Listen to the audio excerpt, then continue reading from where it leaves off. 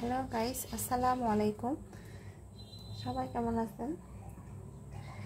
আজকে নিয়ে আসছি পকোড়া, বিকালের নাস্তা।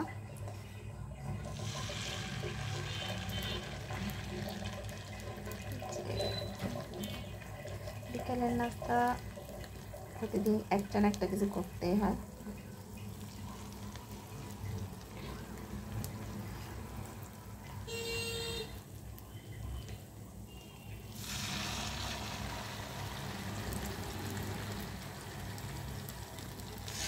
আজকে কোনো চামচ দিয়ে না, আজকে হাতেই দিচ্ছি নাস্তাটা।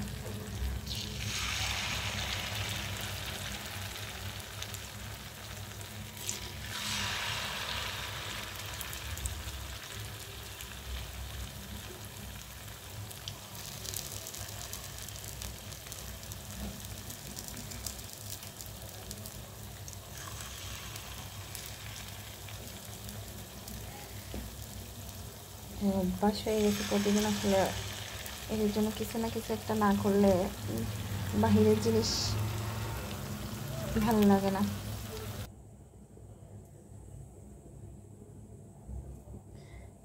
ঢাকনা দিয়ে দিলাম।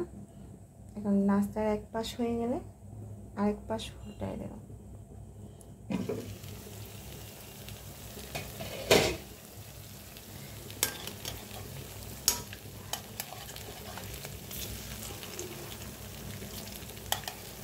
আজকে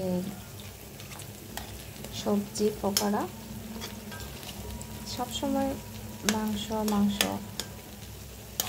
ভালো লাগে না, মাঝে মধ্যে বাচ্চারা সবজি খেতে না চাইলে পকোড়া বানাই দিলে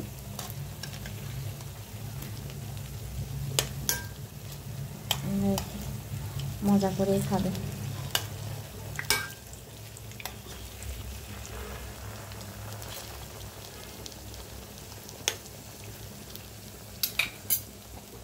কালারটা অনেক সুন্দর লাগতেছে। গ্রিন সবজি অ্যাড করছে এখানে, ভেজিটেবল।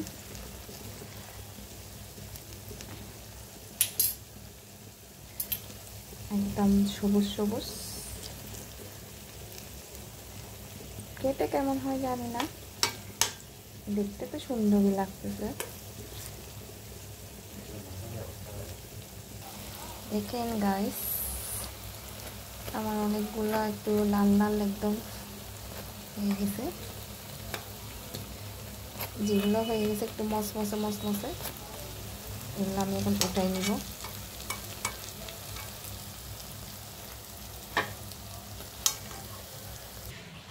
হ্যালো গাইস, তো অবশেষে আমার নাস্তা বানানো শেষ। পকোড়া, সবজি পকোড়া বানানো শেষ। এদিকে আমি বেবির বাবার জন্য চর্স ম্যায়োনিজ রেডি করছি, আর এটা ওর জন্য হোয়াইট ম্যায়োনিজ রেডি করছি। এই যে আমার বুড়ি চলে আসছে। চলো আমরা এখন নাস্তা করব। এই যে আমাদের নাস্তা রেডি। এখন আমার প্রিন্সেস বসছে মাশাআল্লাহ ঘুম থেকে উঠে, এখন নাস্তা খাবে। দেখি মামা একটা নিয়ে ট্রাই করেন, গরম কিনা দেখেন। টিস্যু দিয়ে একটু দেখি, এখানে রাখেন, টিস্যুতে রাখেন, মামা চেপে দিই। তেলগুলো নিয়ে নি, দেখেন তো একটু টেস্ট করে দেখেন। কেমন টেস্টি আছে? একটু নাস্তা খেয়ে দেন। ভেজিটেবলের শাকসবজিতে মা অনেক পুষ্টি না? হ্যাঁ, একটু একটু খেয়ে দেখো তো। তুমি